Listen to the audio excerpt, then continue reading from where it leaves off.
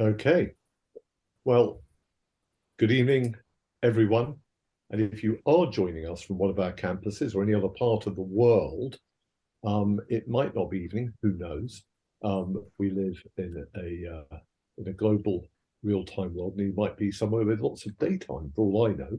But anyway, welcome to everyone, and I'm delighted that you are joining us for this Middlesex University distinguished lecture.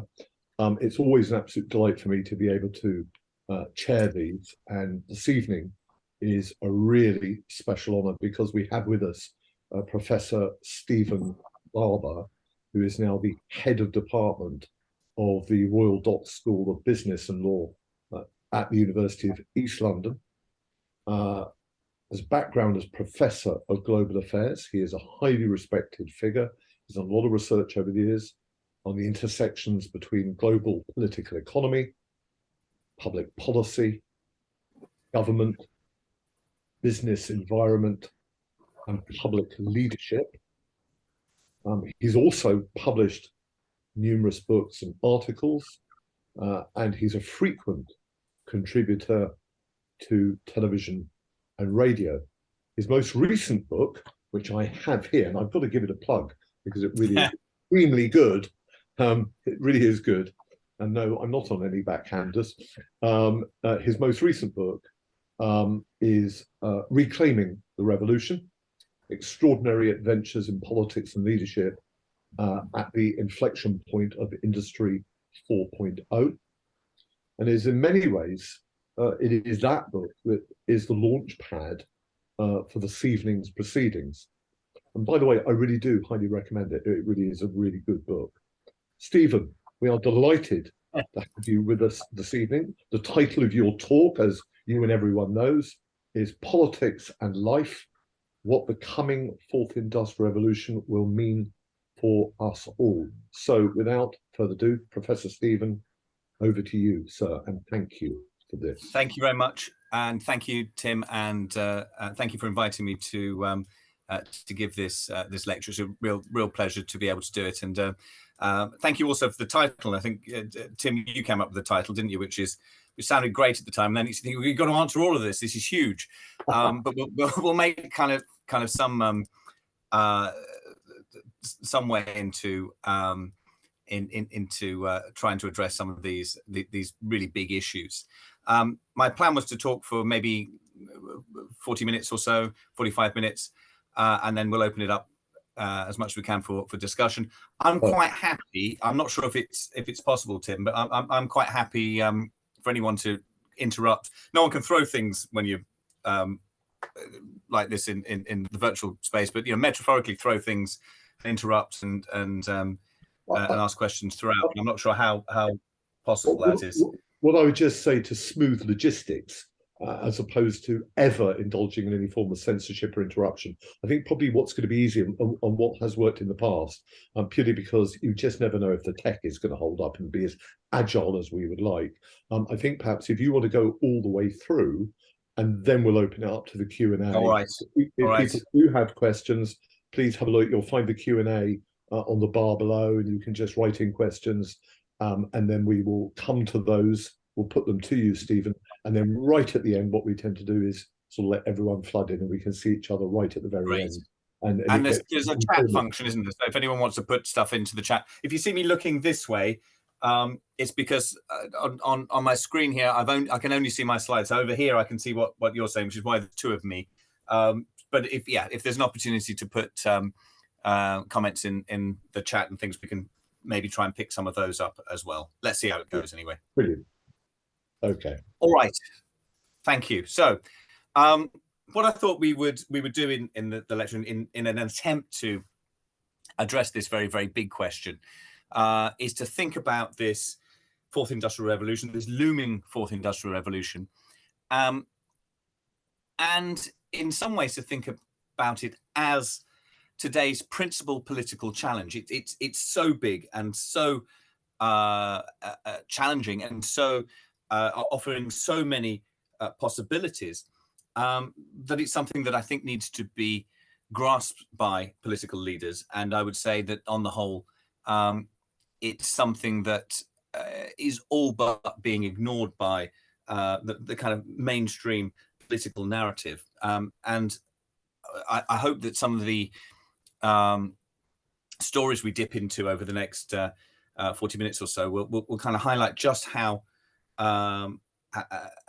big this inflection point before us is. And really what I want to do is to make the case for humanity, and that's those uniquely human skills and human values, which I think are essential to this period of digital disruption, in a way that's quite often overlooked. We look at the fourth industrial revolution in terms of the technology rather than the humanity.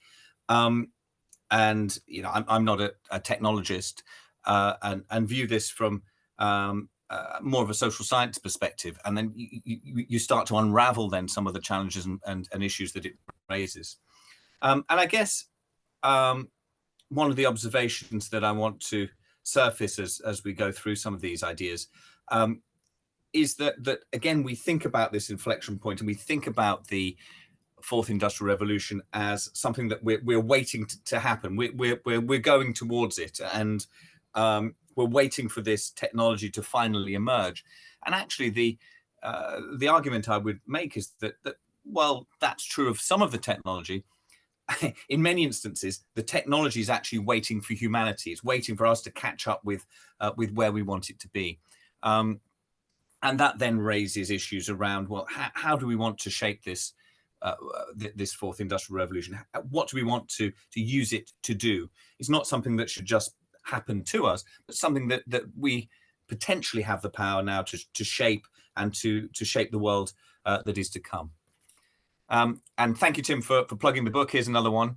Many of the ideas that I'm going to run through have emerged from this book, and a bit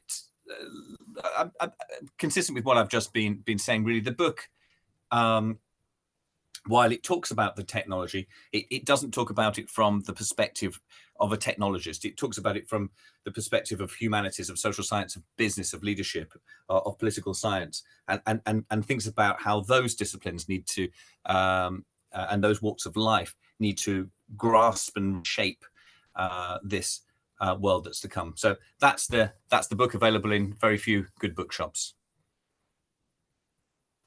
So let's start with, this is where you could have some audience participation, but Tim's not letting us. Really, what we're talking about when it comes to the fourth industrial revolution, and I think you know, that idea of industry 4.0 is now ever present in all sorts of narratives and discussions and walks of life.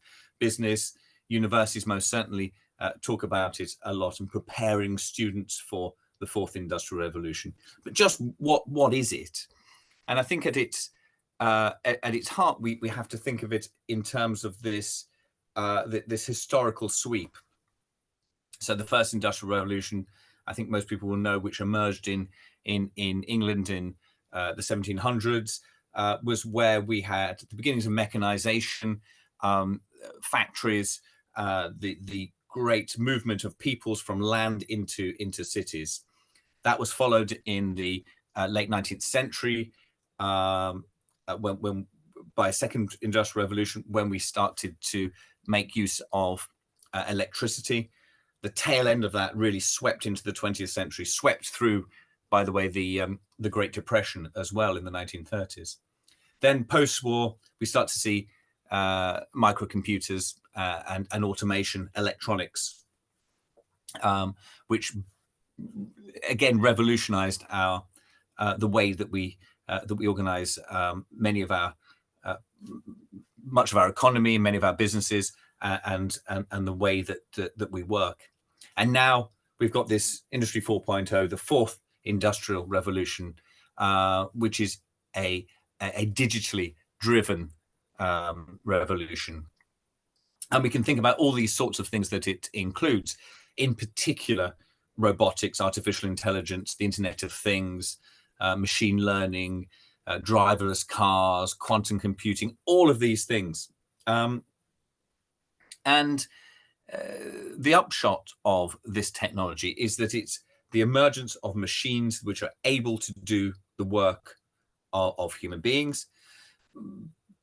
And we'll come on to a little bit of this as we progress through it, but it isn't simply able to perform functions, but increasingly able to learn from human beings, but also learn from each other, other machines, to interact, to adapt, and to actually make decisions. But while we think of the fourth industrial revolution maybe as a collection of technologies, actually it's not just the development of the technologies, it's their interaction, it's the fusion of those technologies that really makes this such a powerful moment in our economic and social history. And that's why, you know, we refer to industrial revolutions as revolutions. It's not just confined to what a piece of technology is able to do, but it's that potential to reach into and transform all of our lives, our societies, our communities, the way we work, the way we do leisure, even our economies and our economics, and of course our politics. And that's why we call these things revolutionary. They really revolutionize the whole of our society.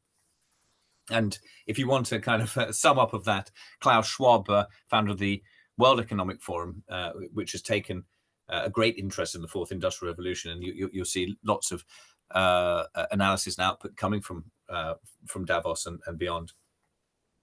Schwab talks about this as a, quote, fusion of our physical, our digital, and our biological identities. And you know, we could spend a couple of days really unpacking that statement, but just think how revolutionary that is. The potential, the possibilities in this technological revolution.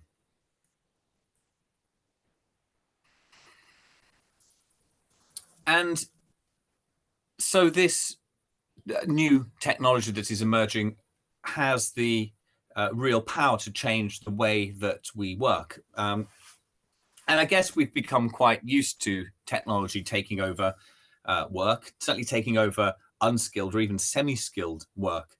An economy like Britain's, we often talk about Britain as not manufacturing anything anymore. We don't make anything anymore. Actually, it's not true. If you look at manufacturing output in Britain, it's comparable to where it was in the 1970s in terms of the amount of stuff that we are making. The difference is, of course, it is a much, much smaller percentage of the economy, the overall economy, than it was 50 years ago. And not only that, it employs far, far fewer people. So we're producing broadly the same amount of stuff, but with far, far fewer people. And the people that it does employ tend to be more highly skilled. And that's because of the technology. Actually, if we go back to the first industrial revolution, it was also responsible for putting skilled workers out of work. Skilled craftspeople were replaced by the looms, by these factories which were able to produce clothes and things like that without those particular skills. An unskilled person could operate a piece of machinery to produce the materials.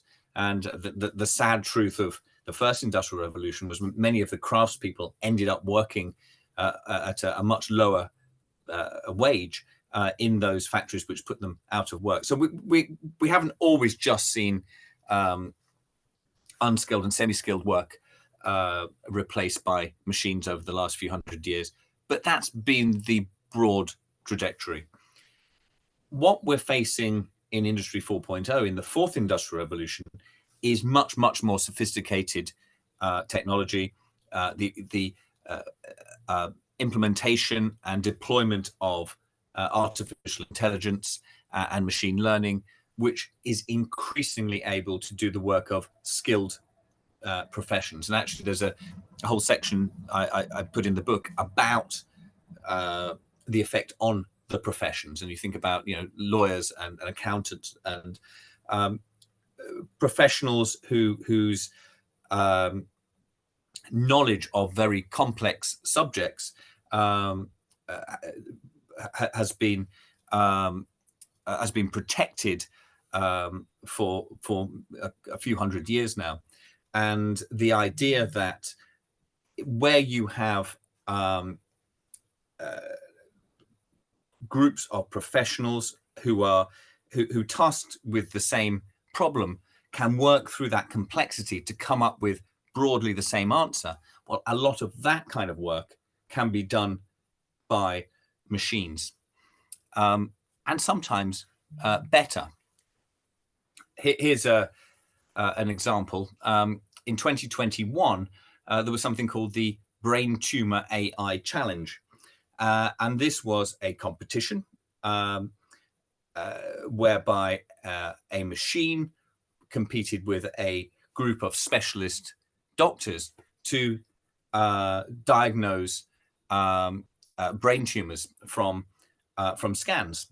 Now, I don't know if we can have any audience participation here, but have a think about which one you would expect to be more accurate, and which and how much better would you expect that one to be? How much faster would you expect that to be? The doctors, human doctors, professionals, highly trained, or an AI system? This was 2 years ago. Tim, you got any thoughts on that? I would have thought that the AI probably has got to the point where it is superior. Yeah.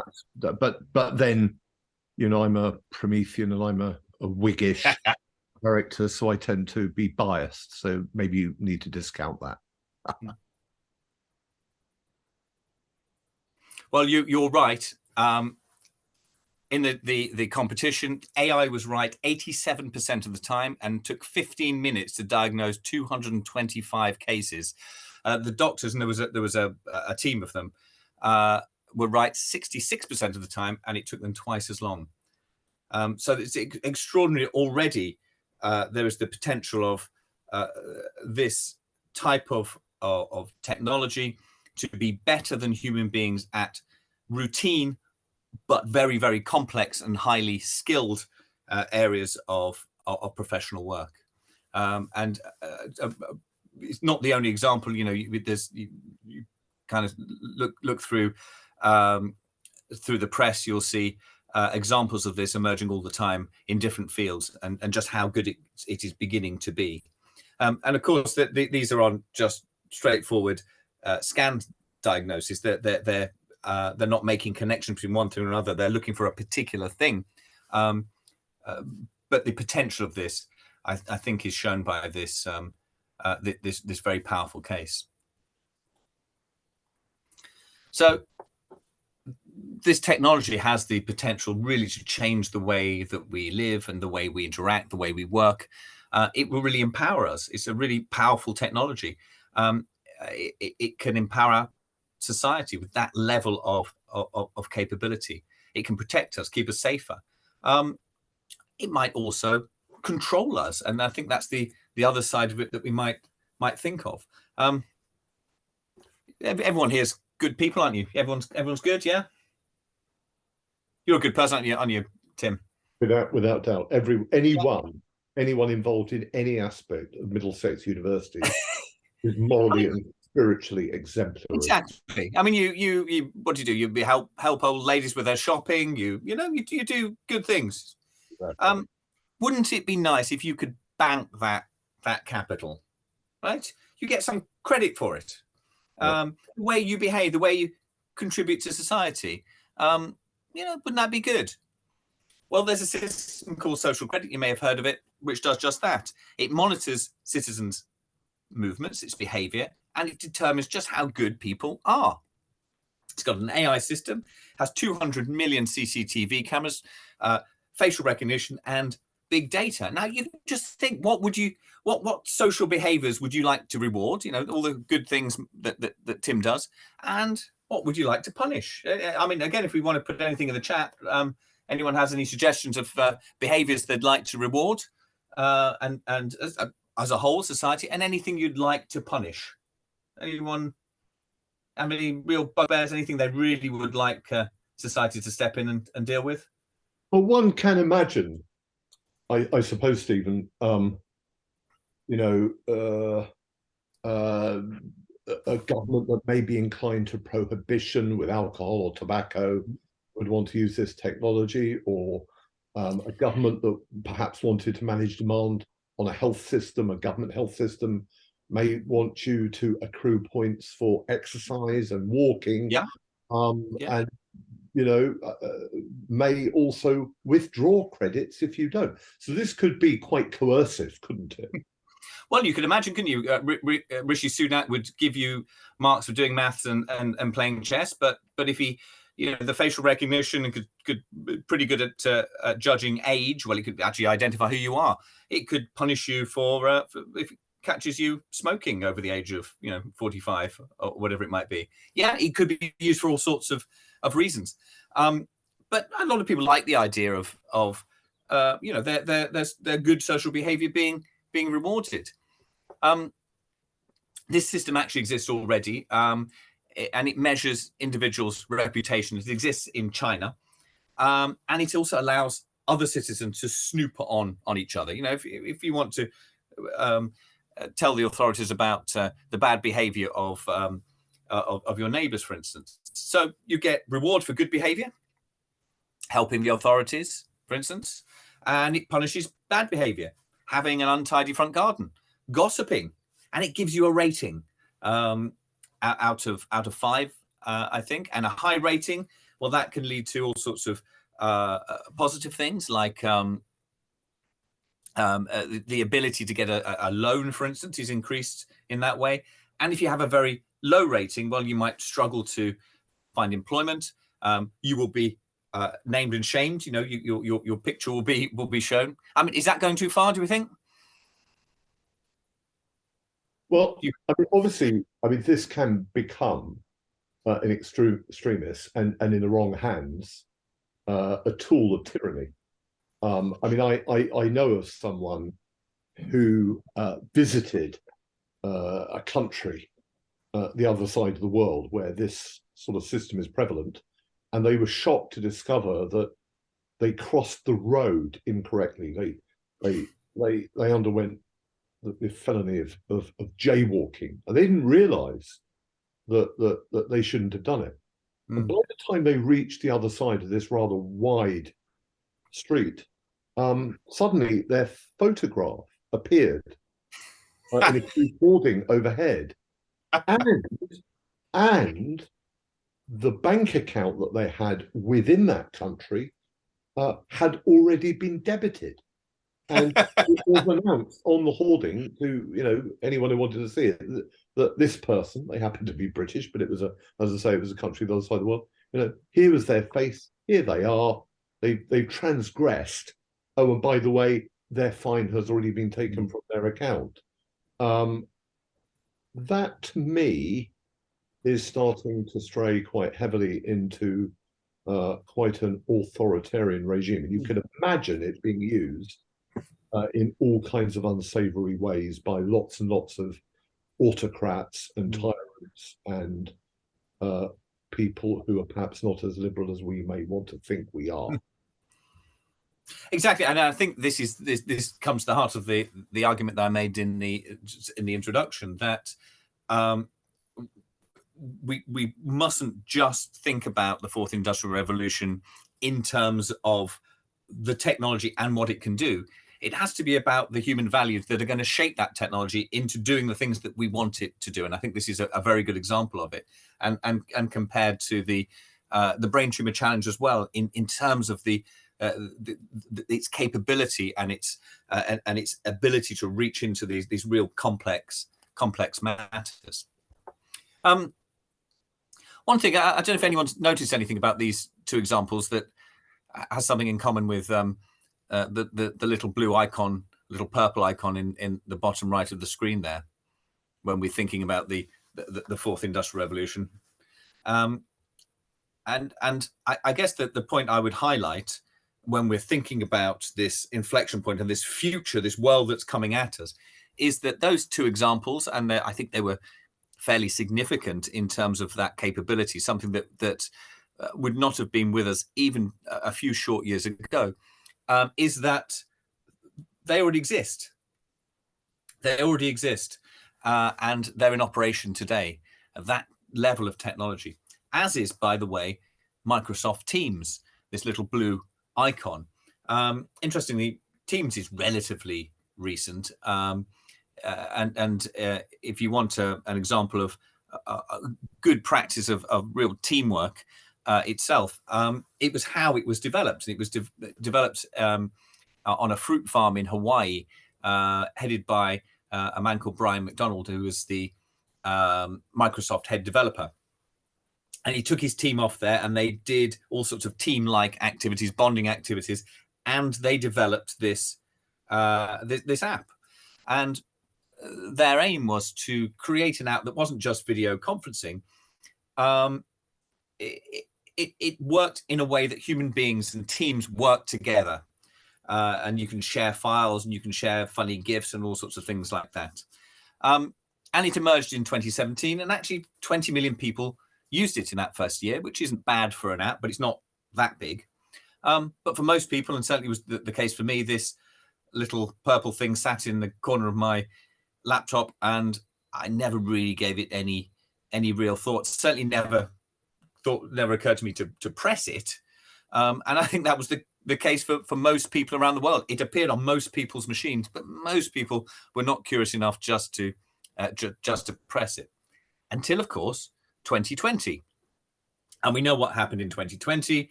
Suddenly there was lockdown, and overnight many of us set up home offices and operating the way that we're operating here today.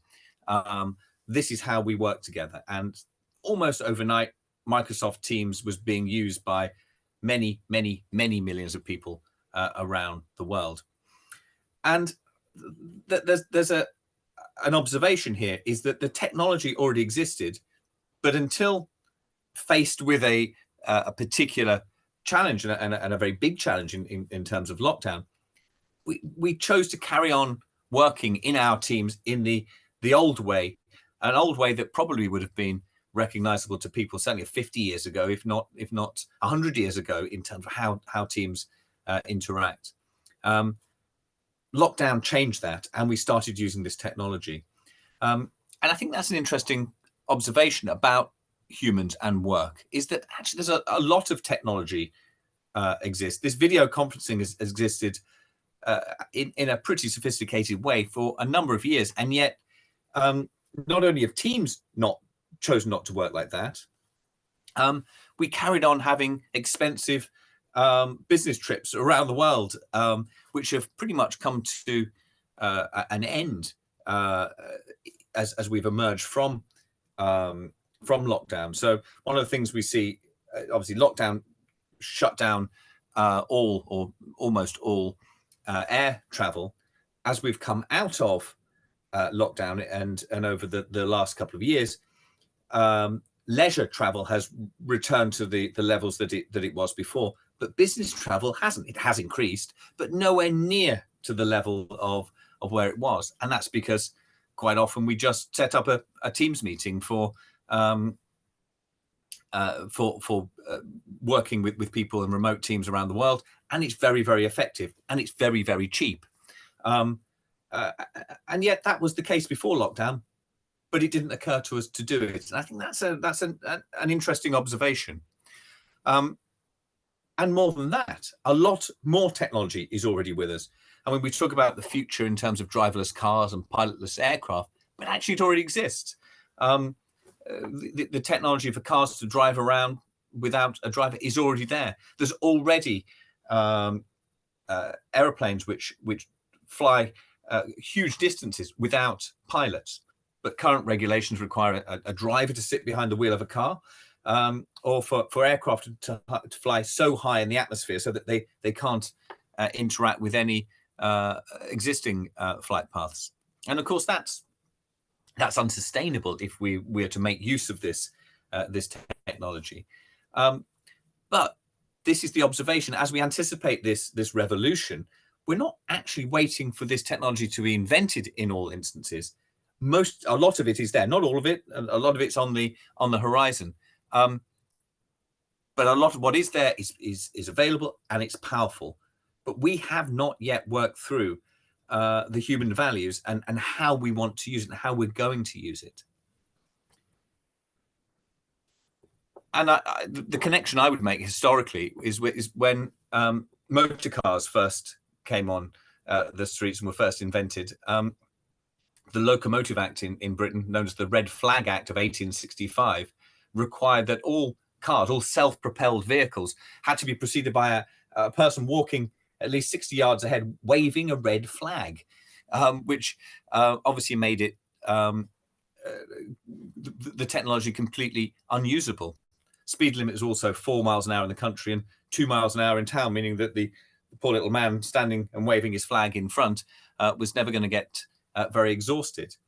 This was an example, wasn't it, of new technology and us not having worked through quite how we're going to fit it into our lives. So this sort of quite unhelpful piece of regulation, which doesn't shape how we're going to use it, but just stops it from interfering too much with the world as we know it. And it takes a while often for human values and humanity to work around this technology. But what's coming at us is so much revolutionary technology that we're going to have to think in a more holistic way and really wrap our heads around how we want this technology to enhance and to shape our societies. So this technology is with us, and we have to adapt to it. We have to adapt our lives. We have to agree on a set of values, a moral code, if you like. So, of course, there's regulation, but regulation doesn't really go far enough in terms of considering how is it that we want to use this technology and how do we want that technology to operate in our own societies. These machines will learn. They will eventually take decisions which we currently think of as the preserve of human beings. Now, the truth is, just like in that brain tumor challenge, the machines make far fewer mistakes than human beings. The difference is, of course, that the human beings are accountable in a way that that machines are not currently, and that's where some of these problems lie. I don't know if anyone's come across this. If you've got to spare half an hour or more, have a play on it. It's called The Moral Machine. You ever come across this, Tim? No, I haven't. So I must be rendered clearly much more immoral than I realised. But it's brilliant. It's you can go on it at moralmachine.net and you can have a play on it, and it provides an increasingly challenging set of scenarios, and you have to decide what should the car do.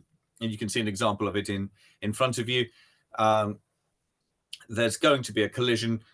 Does the car swerve? And you can see that there are different sets of people and different scenarios. So here you can see there are I think you've got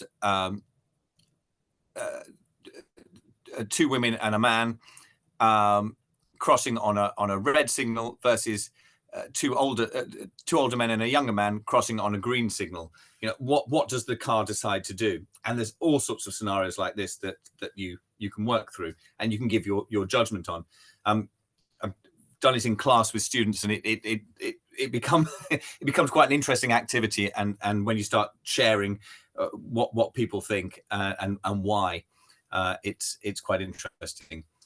And what you can also do, and this is fun, you can design your own scenarios. You know, pedestrians versus pedestrians, pedestrians versus passengers, humans versus animals, cats and things. How many cats equal one human, and this type of thing. And start to work through these scenarios on what you think. Now, the purpose of this moral machine is that it is an experiment, and it has collected more than 39 million decisions at the moment, probably a few more now, across 233 different countries. And so it's starting to understand what what do humans think that the decision should be of a car when it can't avoid a collision?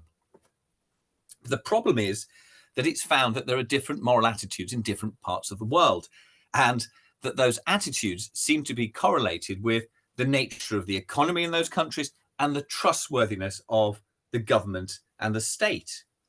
Think back to that that idea of social credit. What is it that you want to value? And what it's found is that if you live in a country with very strong government institutions, you're more likely to sacrifice a pedestrian who's illegally crossing the road. But if you're from a country that's economically more equal, you're much more likely to spare a homeless person. So very different attitudes to these sorts of moral decisions, and that makes this really, really complicated if you're trying to create the intelligent digital technology that is going to drive and control these vehicles, and much more. So the fourth industrial revolution is going to be driven by this ability of the technology to manipulate big data, and it will learn from humans, it will learn from its own actions, and it will learn from other machines. And it got me thinking, what if you had driverless cars and you had social credit, and the driverless cars learned from the data of social credit? Could you get to the situation where your chances of surviving a collision were dependent on how tidy your front garden was, or all sorts of things which fall outside of the immediate scenario? The potential of this of these technologies to interact and to learn what they should do is huge, and potentially really quite frightening.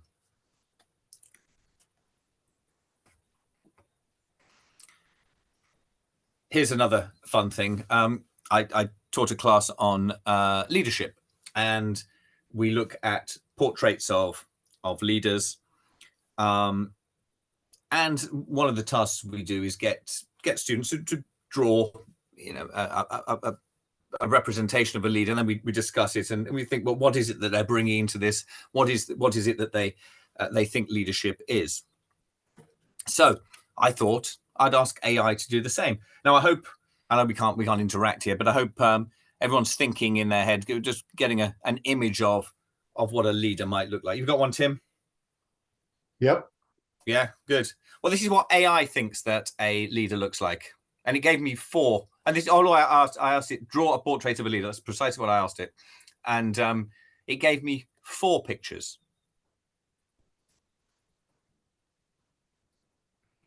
Now, what do we make of that? All men. All men, all quite European-looking men, all men of a sort of age, men wearing suits, all men with pretty much the same haircut. I mean, it's astonishing, isn't it? And reflecting the sort of power structure of the post-war order through everything from the World Bank to the IMF. You mentioned Davos. If you think of the sort of the global elite at the top of the pyramid, well, AI has clearly tapped into it in quite an interesting way. Yeah, quite corporate as well, isn't it? Quite big collared. Yeah, it's interesting. And so you've got here the and I'd kind of make the mental connection with some of the pictures that students draw when they're being quite inventive and quite forward thinking. Actually, this is one of the real dangers with this technology. It is that here we have what is perhaps the most cutting edge technology that's freely available today. And I think most people have had a good play on many of these AI apps, ChatGPT and all the rest. But the fact is that there are huge biases within this data. The data out is only as good as the data that goes in, and machines can learn what is good by analyzing human behavior, and they learn what is good even if it is not good. And what this tells me is precisely what you're saying there, Tim. It's rather retrospective, isn't it? It's it's not. It in itself, although the machinery, the technology is cutting edge, the intelligence and the conclusions that it is coming to are not cutting edge. They're very retrospective. They're only ever looking backwards. And they reflect many of these biases. There's some other examples in the book, including what happened when Amazon tried to create a recruitment tool, not in a not dissimilar way to how products are rated on its website, and how it might be able to do that in terms of recruiting what it wanted, the best staff to its organization, and how it went horribly wrong because it learned that women were not as good as men. It learned that from analyzing the recruitment practices of its own organization over the previous years, and huge amounts of data. And Amazon had to close down the program in the end. So we have to be very, very careful with this and recognize the limits of it. Here's another example. Who should be the next James Bond? Me or you, Tim, do you think? I don't think I could even squeeze into an Aston Martin. You're much slimmer and far more beautiful. I think it's going to have to be you, sir. Well, maybe it should be me. But fortunately, the Barbara Broccoli doesn't need to put the work in, because there's a system called DNA footprint. You might come across it. It's one of the big AI systems, leading AI systems around at the moment, and they put DNA footprint to work on this, looking at actor attributes and then comparing them with James Bond himself. And they said this was the first ever AI assisted casting, and it's a really complex system that appeared capable of really making a scientific decision way beyond what Barbara Broccoli is able to do. She's just making a kind of judgment based on her flawed humanity, whereas this is a scientific decision based on analyzing big data beyond human capability. And do you know who it picked? No, well, it was Henry Cavill.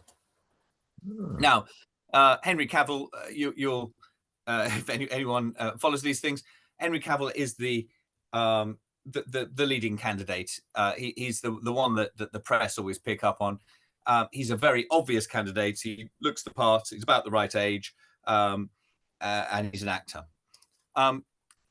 So you have to think that's a very uninspiring choice made by this piece of AI. And again, I think this tells us that there is a danger that the technology, however powerful it is able to make competent decisions, but it can't make creative decisions. It can't make that leap in thinking from one idea to a next to create something new. All it can do is look retrospectively and make a decision, or make a decision based on what is already there, what is already known. It can't create new knowledge in any serious way. And it's going to get better, and it already is getting better, but it seems unlikely it will gain that level of human creativity anytime soon. So again, it's this case, isn't it? This case for humanity and human endeavor, and those uniquely human skills that cannot be replaced by this digital revolution. I quite like this on the same issue. Someone wrote to Nick Cave and said, look, I asked ChatGPT to write a song in the style of Nick Cave. What do you think?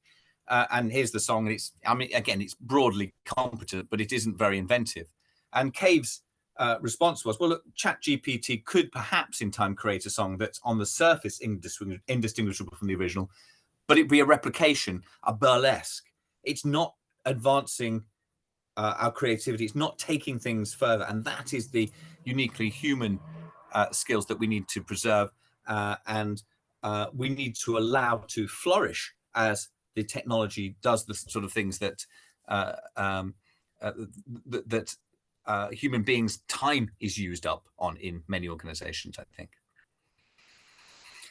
So I think human leadership is going to be needed in this fourth industrial revolution. I think machines will replace and are already replacing some human skills, some high human skills, some professional human skills, but they can't replace humanity. And hopefully that's a kind of positive message.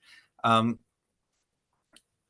so we need to have a think about our human values and put those human values at the heart of our societies, at the heart of our organizations, and those values should be shaping the technology and deploying the technology into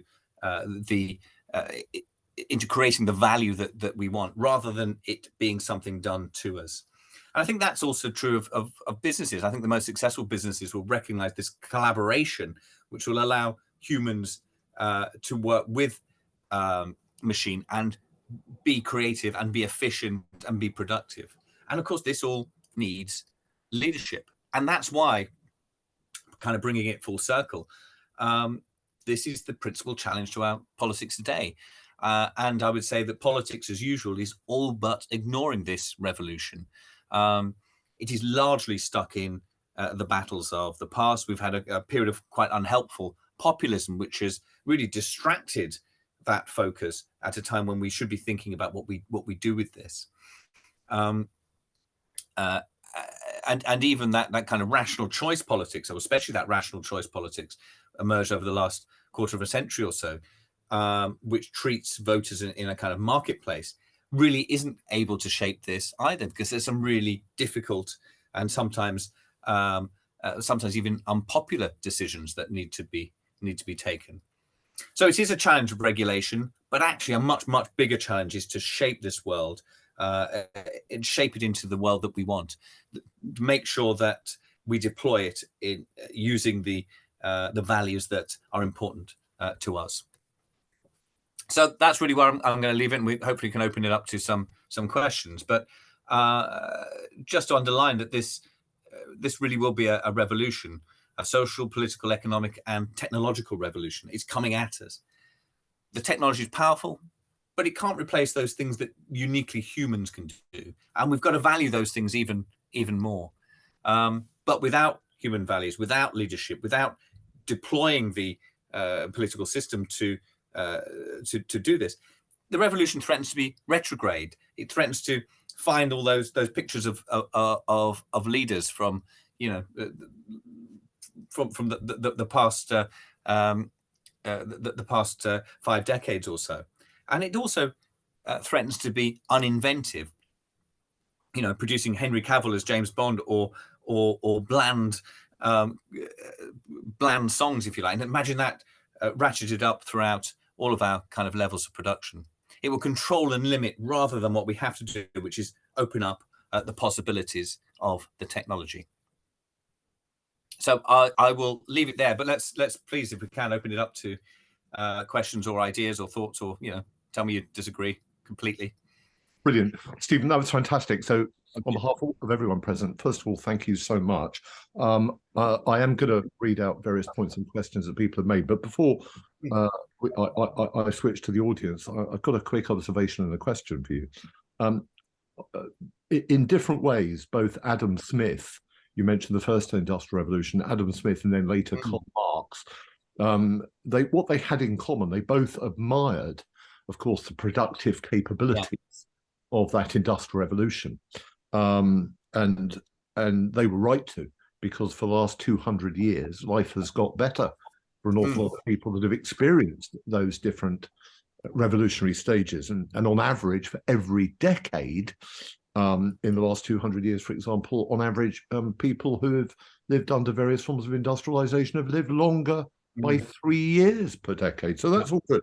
But that theme of change, I think, is important. But then, of course, Thomas Malthus warned us in a very foreboding manner in the day, that he said that as the population of the planet expanded, as we had more children, that agriculture would not be able to keep up and that there would be starvation. Now, of course, he was proved wrong because he couldn't foresee innovation. He didn't see necessarily canning, refrigeration. He didn't see containerization. He didn't see the combine harvester. He didn't know about the capability of the tractor. And in fact, how you could have ever less people producing or working in agriculture, but then actually, yes, we could have a much bigger population and we would thrive. So if I reflect on my 21 years on this planet, and I look back to jetpacks, nanotechnology, and flying cars, and only a few years ago, to get into the political realm, George Osborne banging on about the coming marvels of graphene. Who remembers that? Two questions for you. One, is this future in some way sort of back to some sort of Malthusian future? And what I mean by that, what are humans going to do? How are they going to deploy that creativity, that unique inventiveness, that sense of agency and consciousness that we have? And does that mean we're going to go up sort of the sort of food chain of work and leisure, have more leisure time, and just be ever more creative and live ever more self-actualizing lives?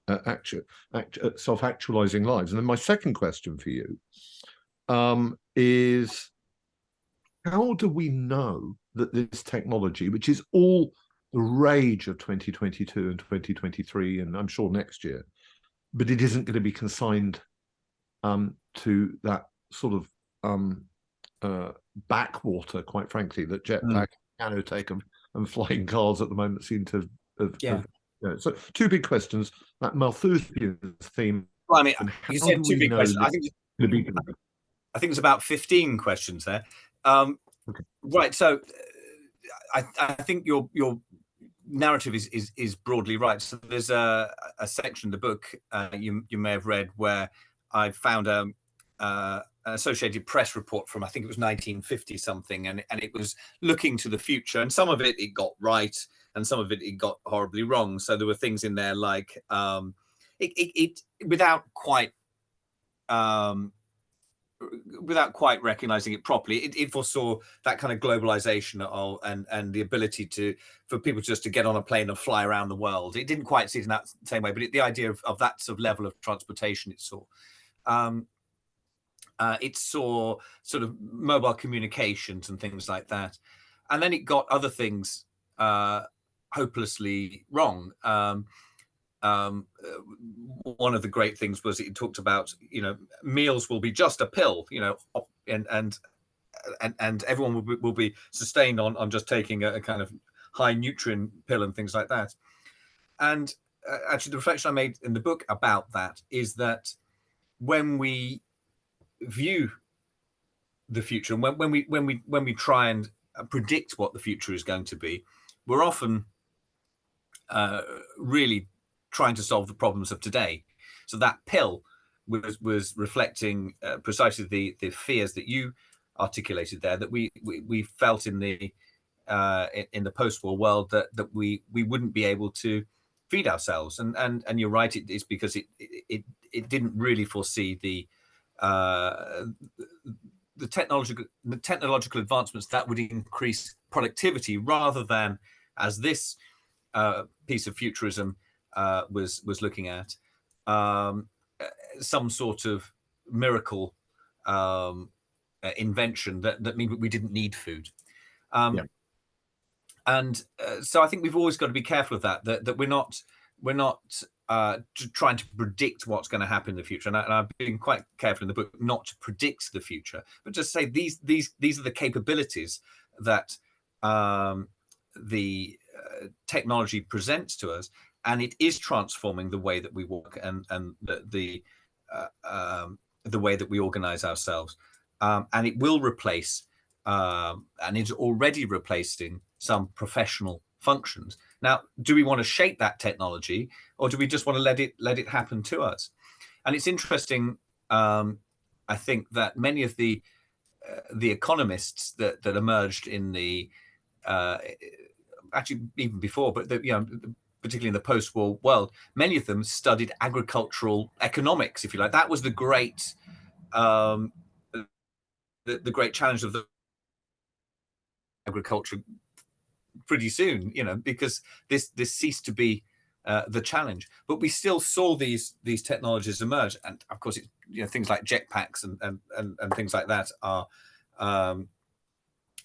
those kind of headline rather silly ideas. That although that level of personal transportation is not. But really, what we're saying is, look at this digital technology. Look at what it's capable of doing. What do we want it to do? How do we want to shape it in our values? And things like driverless cars are there. Things like pilotless aircraft are there. They exist already. This isn't some sort of fantasy world. Yeah. Does that answer the full question? There was a bit more to it, wasn't there? No. I mean, I think that's great, and we've got sort of a stream of points from people. Steve online said, "Aren't shops looking to use facial recognition to catch shoplifters?" I can assure you, Steve, that already, I mean, there are department stores in London where there are almost omnipresent camera systems that aren't just monitoring whether you're stealing anything, but they are even now able to monitor your mood. There's technology coming on. They can look at your face, your mood, your gait. Apparently, I'm told that gait is as unique as fingerprints. Apparently, we all have a unique way of walking. So, where will that go? I wonder. I think that's quite interesting, and you can see it in its use in a number of ways. So it's looking for particular sorts of behaviors, isn't it? And the technology is able to manipulate big data in a way that's inaccessible to human inquiry, to such an extent that it cannot not only identify a person from the facial recognition in a way that a team of human beings looking across that CCTV couldn't, but can actually identify behaviors and potential behaviors. Now, criminal behavior is one. There's another that I know that has been piloted on railway platforms, where the technology can recognize behavior that could lead to suicides, for instance, and therefore can alert human beings to intervene. So the capabilities of this sort of thing and its ability to learn and recognize and identify those markers that could lead to that kind of behavior, all sorts of behavior, I think is truly astonishing. And you can look at criminality on the one hand, but also protecting us on the other, and protecting us from all sorts of things. Interesting.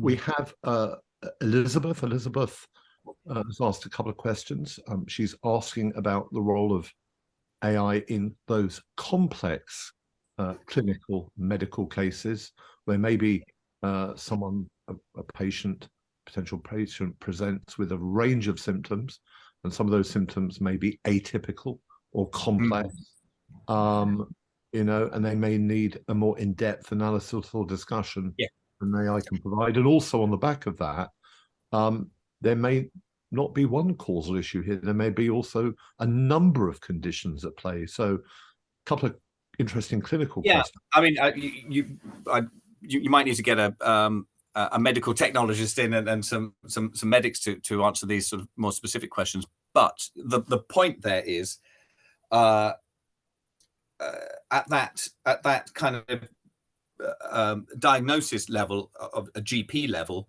the technology is already at that kind of stage where it can diagnose in a comparable way. In more complex cases and multi symptoms, maybe even multi illnesses, you're right that if you deploy a say like the brain tumor scanning AI, it's not going to look for things other than what it's been asked to do. But the technology is becoming sophisticated enough that it can do multiple things. The broader point, though, that I would make, and it's the argument I was trying to make towards the end of the presentation, is that the real power in this is not replacing human beings, but it is making human beings better able to make more creative and more intuitive decisions, if you like, because it can deal with a lot of the technology will be able to do a lot of things that would take human inquiry a long time to do, and then you can bring in specialists who can work with those in collaboration with the technology, to make those kind of connections that the technology can't. So you could imagine, therefore, this kind of turbo boosting specialist medics to be able to make much better diagnosis, much better treatment. One of the things I talk about in the book is this idea that, and it's already, the technology is already emerging, the idea that we will all one day have a digital twin. And the idea of the digital twin is that the AI can look at all of you and can run different scenarios on you, can much better diagnose illnesses, and much better recommend treatment. And it's not only human beings. There's actually a digital Earth, a second Earth. The European Union has invested in this, which again can analyze the whole planet, look at things like the effects of climate change and how different interventions might work, and compare and contrast them, and be a lot more efficient and produce much more accurate recommendations. So I think the future is not human beings being replaced by machines, but these being able to really support humans in making much better decisions, and providing much better support and diagnosis in the case of medical interventions. But you can see that across all sorts of professions as well, including teaching. Interesting. There's a comment again from Elizabeth. She says, has anyone read the book Clara and the Sun, where robots and machines have an expiry date? It's a comment. She says, food for thought, which I thought was rather good. Anne says, as much technology may help humanity, there will undoubtedly be those who will want to use it for ill. And what is your view on the checks and balances? In your talk, you talked about the importance of having values, and you talked about we and us, and our society getting together to balance all this. So who's on the committee, Stephen? How did they get there? And what are the checks and balances going to be? How are individuals who may disagree with this supposed consensus gonna mediate all of that? Yeah, I think these are the very big questions, and one of the big challenges of it is, of course, that it's all very well for us in this country to say this is how we want it to work, but this is happening on a global basis, and we have this clash in some respects of values. So the examples from the moral machine, I think, are really instructive. That different countries with different, and the correlation is with the different forms of government and the different levels of equality within an economy, essentially make different moral judgments in terms of what a car should do. Now, what happens if you just want to drive your car from one country to another? Does it change its values? I mean, these are really tough questions. The argument that I started to make in the book is that it requires politics itself to become much more deliberative, so that we don't treat voters simply as a marketplace, but actually voters need to be much more involved in the decisions that are being taken, and down to a kind of local economy level, so that the most difficult of decisions we all have a stake in, and we take responsibility for those decisions. But my overall argument is that of course this is going to need regulating, and it's very difficult to regulate it because the legislative cycle is much slower than the advances in the technology at the moment. You know, and I mean, just take the likes of Chat GPT. I mean, this has only really been with us for what, 18 months or so, probably even less than that in a properly public way. Before that, it wasn't even, we weren't even talking about it in any serious way, and yet now we're all, you know, I'm not sure we all are, but most of us having a play in it all the time, and it can be used to generate material that can be used in all sorts of different ways. How do we regulate that? I know universities have all been now coming to the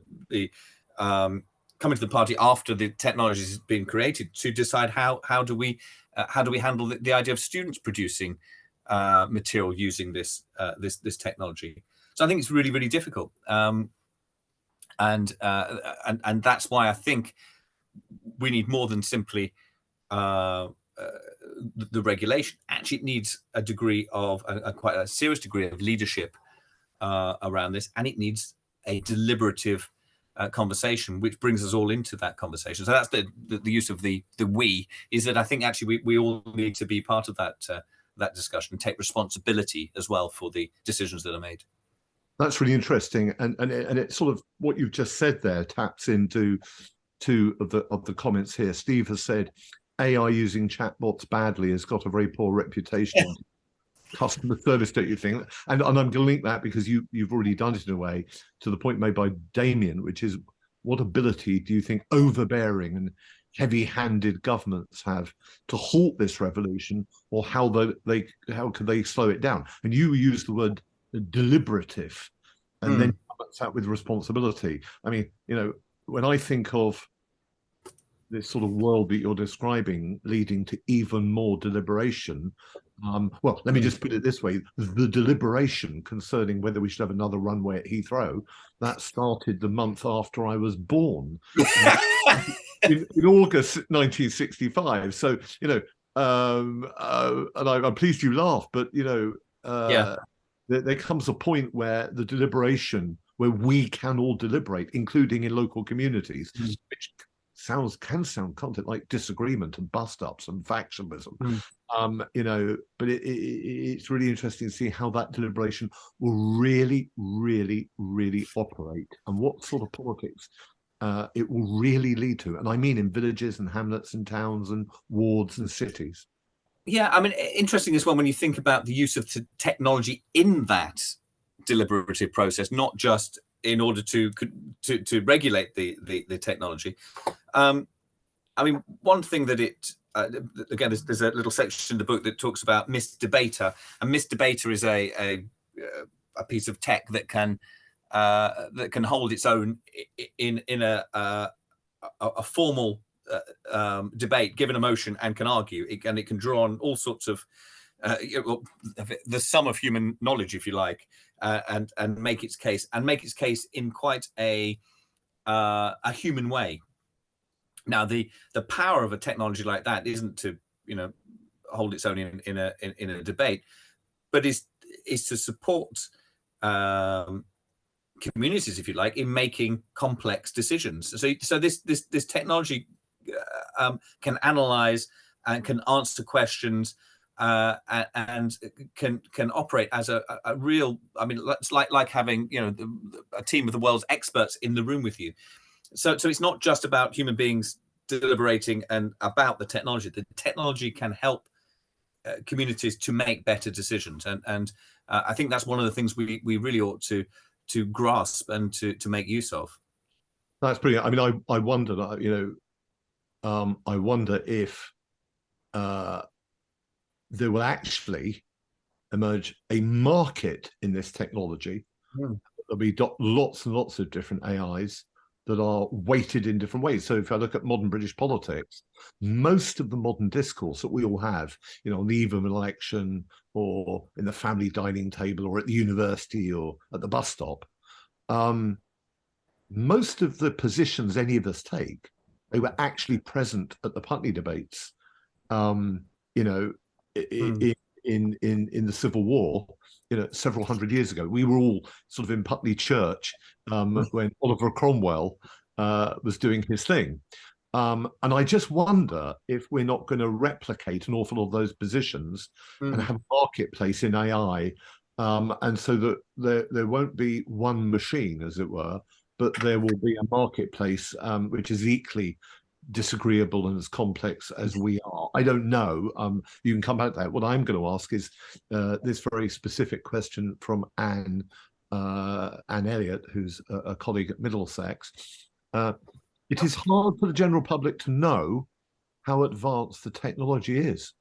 We are given views that there are new robots with IQs that equal the highest humans, and other commentaries that say robots can be no more than very fast calculations with no intrinsic essence. Yeah, I mean, the nature of these things. What are we dealing with, Stephen? Yeah, and let's connect those two things up then to answer that. So the marketplace in different machines, and machines without, I think we recognise that that essence. I think that's quite a good word, actually, isn't it, to use to describe it. It goes back to Nick Cave's point. It might appear to be one thing, but it's something of a burlesque, right? Its intelligence is in the way that it can learn. And it can handle huge amounts of data to come up with results that are too complex for human inquiry.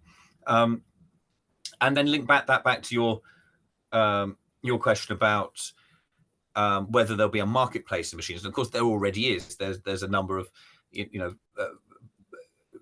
versions of Bard and ChatGPT and all the rest of it. Now, already you can ask those systems to argue from the perspective of. So it could give you back to your earlier juxtaposition of Karl Marx or Adam Smith. It can do that already, and you can ask these systems to take the position of, or to take the philosophical position of. They also can be limited in their programming, so that they only draw data from particular places, and they're limited to where they can take some of their results. However, there's a broader point that needs to be made as well, is that if you starting to deal with intelligent machines, they're not static. They learn, and one of the examples of the book is Pepper the Robot, which have been out for a few years. And actually, each of these robots starts to develop its own kind of personality and its own style and its own sort of way of thinking. So potentially, this technology, as it emerges, it won't be simply a marketplace of, I've got the right wing one, I've got the left wing one, if you like, which is, I think, where you were coming from. Can I go and buy a Guardian version of my kind of AI, or the Daily Mail or something? But actually, these different systems will learn in different ways, and they will learn from the humans and other machines around them, and that's both really exciting in terms of what the possibilities are. But also there's a degree of worry, whereby actually once it is left production, it's beyond the control sometimes, to some degree, of its manufacturers. How interesting. Brilliant answer. Thank you. Stephen O says, thank you for your presentation, Professor Stephen. Do you predict education will reform? And if so, how do you see it happening? So yes, our professors and academics and lecturers, are we going to be disintermediated? Are we all going to be online, particularly in the social? Where would it go? Yeah, I'm not sure one to necessarily predict, but I think I guess from a positive side of things, the work of academics, I think, is one of the hardest things for these machines to replace. The kind of creation of new knowledge and and teaching at its kind of its highest level, if you like. Well, of course, it can and already has been replacing is, I mean, traditional lectures, for instance, which we still do, really have been around and have been outdated for probably 100 years already. They emerged in a time when books were so expensive that the person who owned the book was told the people that couldn't afford the book what was in the book. And it's also where I guess the title reader comes from, isn't it? And we don't need that kind of knowledge transfer anymore. And the technology is going to be much, and it already is probably much better at simply the transmission of knowledge. But just as in other walks and consistent with the narrative, of course, that frees up our time, doesn't it? It means that the work that we do in terms of teaching can concentrate on the really valuable bits, the bits of stimulating creative ideas and originality in students and in universities. So I think it's, again, it's that collaboration, isn't it, between machine and professional, which then can produce even more powerful results. We don't need to spend a lot of our time as academics transmitting knowledge, particularly when that knowledge becomes is dated very, very quickly. There was a study, wasn't there, that said if you're on a 4-year technical degree, by the time you graduate, half of what you learned in the first year is already obsolete. So the knowledge becomes and is increasingly becoming a much less critical part of the learning. It's how you handle that knowledge and what you do with it, and the connections that you make between it. Brilliant. Now, I confess that my screen has very, very bizarrely, and on its own. So there is clearly some form of artificial intelligence at play, but it's not particularly intelligent, and has kind of locked me out. So I think my camera's on and you can hear me. Hopefully you can see me. But I can see and hear you. But I can no longer read the questions in front of me. So there were a couple left. I know that Noreen had a question, and there was, I believe, one before it. So I don't know if you, or indeed if Christiana happens to be able to access. Absolutely, I'm going to assist. Noreen says, observation, if AI and technology can make tasks classified as productivity tasks better, faster, and in larger quantities, it may be that society gets to the stage where it is satisfied with that level of activity and stops looking for innovation and uniqueness, since that it will be seen as an unknown quantity and bring inaccuracies to the table once again. How do we allow ourselves to not all get into that state of thinking? Brilliant question. I think that's an interesting question, and it's one that, as you were reading it out there, just reminded me of was it the Club of Rome back in 1970? 1970 it might have been, and the limits of growth, and should we stop once we've grown our economies to a certain level? And I just think that's not in the nature of our societies and how humans behave. I think the technology will improve productivity quite substantially, because if it doesn't, we just simply won't adopt it, right? We're not going to use it unless it makes things more efficient and better. And part of that productivity is reducing mistakes. The machines make far fewer mistakes than human beings in those, even complex routine processes. I think the outcome of that, just like previous industrial revolutions, is that it frees up productivity of human beings, and it frees up human beings to do other things that we haven't yet thought of. And I guess that goes back to Tim's earlier observation about what happened instead of jetpacks. We can have all of these predictions of the future, which are largely reflective of our preoccupations today. But actually, there's a lot of things that we simply don't know that are going to emerge in the even relatively short-term horizon.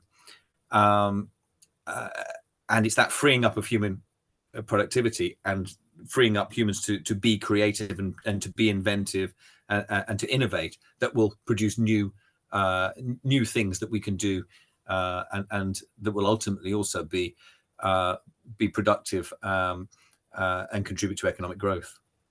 Brilliant. Stephen, I'm very mindful that we've only got a few minutes left until it's 7:30. I want to ask you, for me, what is, I think, it's a sort of elephant in the room, whether you're a sociologist, an economist, a political scientist. It is that we know that transition that you spoke of at the end of the 18th and early 19th century, that transition from agriculture to sort of industrial urbanization, didn't just lead to great things, new technologies and a better life, ultimately for so many people. But the transition caused a lot of people a lot of angst, and it led also to an awful lot of political blowback. And it led to all kinds of unintended consequences. Adolf Hitler and the National Socialist movement thought that they could do autobahns and industrialization better than the international socialists in the Soviet Union, people like Lenin, Stalin, and we know where those journeys went, and indeed where they ended up. If you were to have, I sense from you're quite optimistic about the future. You have great confidence in humans to navigate the future, and you've talked about more responsibility and better forms, perhaps, of deliberation. But if you have some thoughts on the dark side, and you touch on social credit, and we mentioned the word tyranny and authoritarianism, where do you think, for you, on a dark night of the soul, that this could go wrong? Yeah, and I think we've touched on lots of the areas, haven't we? And that point about authoritarianism is one of them. That this technology is very, very powerful, but what we shouldn't be doing is looking at it as if it's neutral in terms of values. We can shape this in the values that we want, and if we don't, I mean, I think there's all sorts of horrendously dark ideas for how the technology can work, in terms of warfare and it being able to predict behaviors and all sorts of things that we don't want it to do. But we need to shape it in our values to prevent that from being the case. The worst thing would be is if we simply let this happen to us. Actually, what we've got to do is say, this is how we want it to work. This is how we want it to shape our societies. And it's interesting. Yeah, if you look back to the first industrial revolution, it was a very dramatic change in life for many people that lived on the commons, as it was then. And actually, I made the connection in the book between an argument that Thomas Paine made around that time for universal basic income, essentially, and we started to see that idea emerge again. This time, not from that perspective of the kind of you see it sort of from in the past from green economists and some on the left, but actually this idea of universal basic income started to emerge for what I reflected on was a very similar argument that Paine put, which was to preserve the benefits of what is called a civilized life. That is, it's replacing, it's a compensation for something being replaced. And at that point, it was the commons where people grazed their animals and lived off the land, and that was taken over for cities and factories and all the rest. And today it's this potential shift from labor intensity to machine intensity in terms of the world of work, and that fear that it will create unemployment. And I think there's a real fear that it does. There's a kind of doomsday idea that it simply puts everyone out of work, which I think is unlikely, because really, as you've reflected as well, Tim, every time we think this, actually something else happens. If we go back to those predictions of the world from the 1950s, it was that we'd all have huge amounts of leisure time. We wouldn't have any work to do, and of course that hasn't happened. Anyone that's got an email account knows that email, rather than reducing work, actually just creates more work. And here we are still working. Yeah, here we are all still working right. at night. Yes, that's right. But one might reflect that the tail end of the second industrial revolution was felt in terms of unemployment in the 1930s. So there could be a short-term adjustment here, and part of that is unknown. It depends on really on the velocity of change. How fast are we going to see these machines come to fore? How disruptive are they going to be? So it could be that this happens really very, very quickly, in which case it would be very, very disruptive. Or it could be a bit like, the Microsoft Teams sitting in the corner of your screen, that it emerges, we kind of are fairly passive about it, and we very, very slowly adopt it. If the lockdown had happened 10, certainly 15 years earlier than it did, we were in a much more analog world, and it wasn't that long ago. And actually, there's been a fair amount of transformation already that we've only just noticed, really. We haven't noticed it as perhaps we should do, as we look back and think, well, blimey, that's quite amazing, actually, what we're doing today that we weren't doing just a few years ago. Yeah, absolutely brilliant. So I think that's a wonderful place to end. And I think quite rightly also on quite an optimistic and realistic and humanistic note. So, Stephen, that was absolutely brilliant. And I know that people valued it and appreciated it hugely.